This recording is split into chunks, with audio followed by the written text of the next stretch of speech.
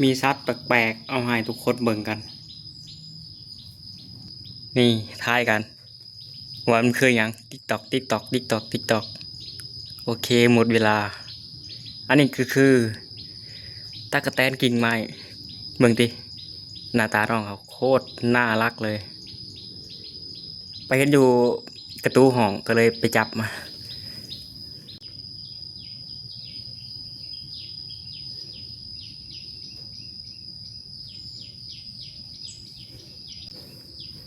ตะกะแตนกิ่งไม้ก็เป็นตะกะแตนอีกชนิดหนึ่งค่อนข้างพางโตพางตัวค่อนข้างเก่งเลยหันหน้ามันนี่ดิ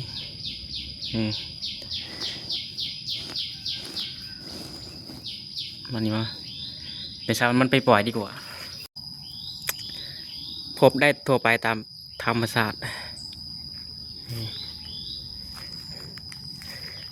จะปล่อยมันไปดีกว่าให้มันไปออกแม่แผ่พันธุ์ใหม่แต่เห็นก็อย่าไปขามันไม่ได้มีผิดมีภัยเลยนี่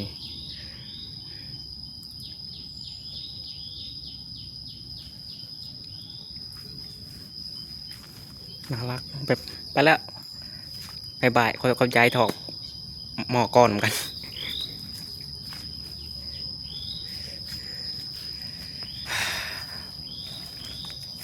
วิดีโอแบบนี้แหละอยากเห็นในอนาคตโอ้ยกล้องเขามามืดเถอะกล้องบอกโฟกัสเดี๋ยวก็วิดีโอแบบนี้แหละที่อยากเห็นในอนาคตก็อยากเห็นวิดีโอพวกเกี่ยวกับสัตว์มีผิดสัตว์ไม่มีผิดอ๋อสีเราตอนช่วงหนึ่งโดนสัตว์กัดต่อยอ๋ออันดับหนึ่งก็โคตรบ่อยเลยกับเป็นพวกแม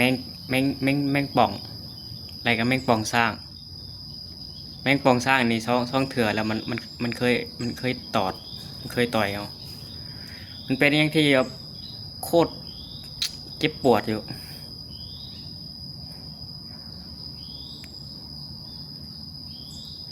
รู้สึกมึนไปเบิดนะซ้ำอันนี้ก็อธิบายบ่ถูกคือกันว่ามันเป็นแบบไหนตามต้นโตมันมึนไปเบิด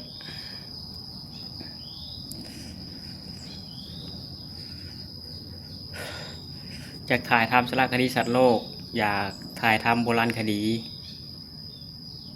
แล้วก็การท่องเที่ยวการเอาชีวิตรอดในป่าโคตรมากคอนเทนต์เหล่านี้เป็นคนที่ไม่ได้มาการท้าทายนั่นเอง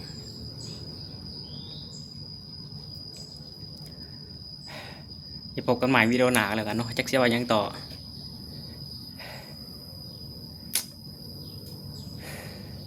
อย่าลืมกดไลค์กดแชร์กด Subscribe กดสั่นกระดิ่งทุกคนยังไม่ได้พลาดวิดีโอใหม่ไปแล้วขอบใจทุกคนที่ว่าเข้ามาเบิ่งคลิปเอาไว้กัน